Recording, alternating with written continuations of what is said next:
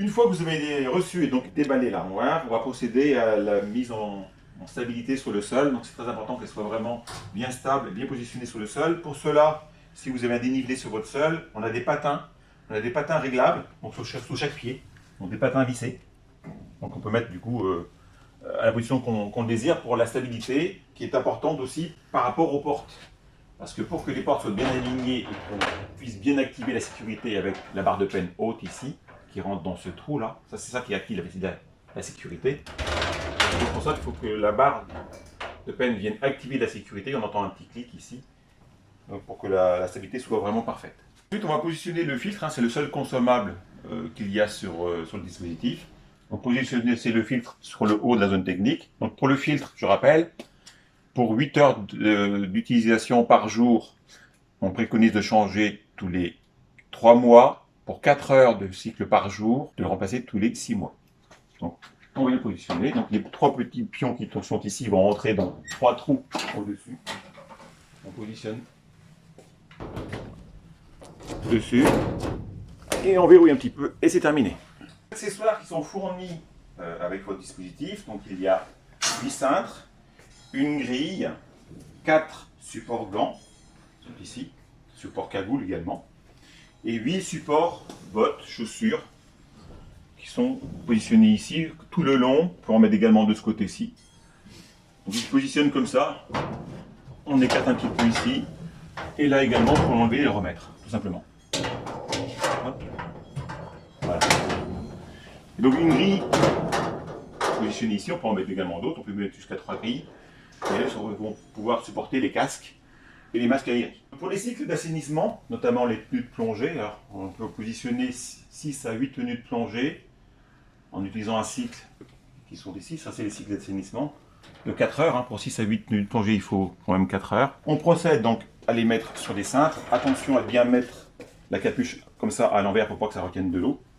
Et ce qui est important surtout de faire, c'est d'humidifier, pulvériser avec de l'eau. Alors en premier lieu, rincer la tenue de plongée, l'écouter, puis pulvériser à l'intérieur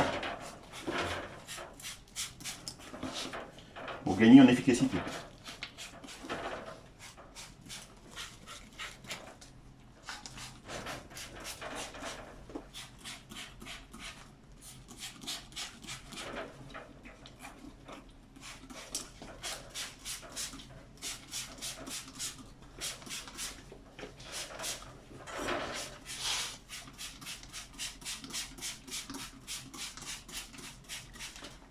D'aide à la personne ou d'intervention en zone à risque sanitaire. Donc pareil, on utilisera également les mêmes accessoires, les cintres, les supports bottes, les supports gants. Et on prendra les programmes désinfection qui sont ici, dans 45 minutes ou 2 heures. Et pas les programmes de dépollution, vraiment désinfection.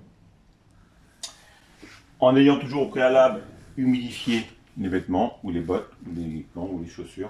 Les casques, eh bien, on va procéder de la même manière en humidifiant le casque à l'intérieur. Donc on humidifie le casque.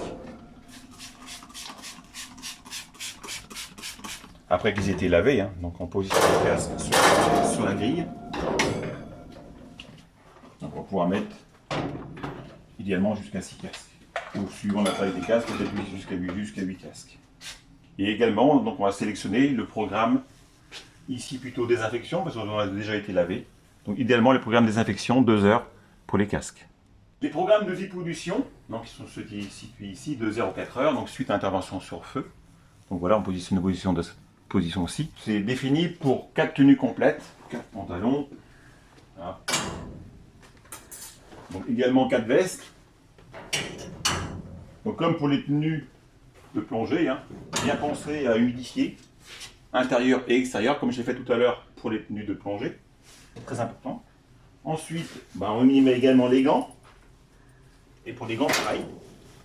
On pulvérise également dans les gants.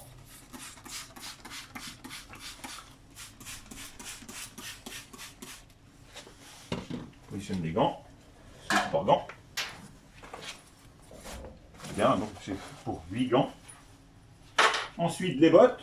Pareil, pulvérise.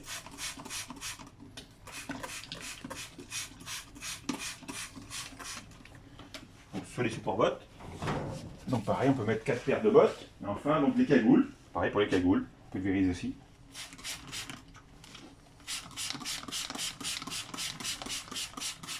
Et on met les cagoules.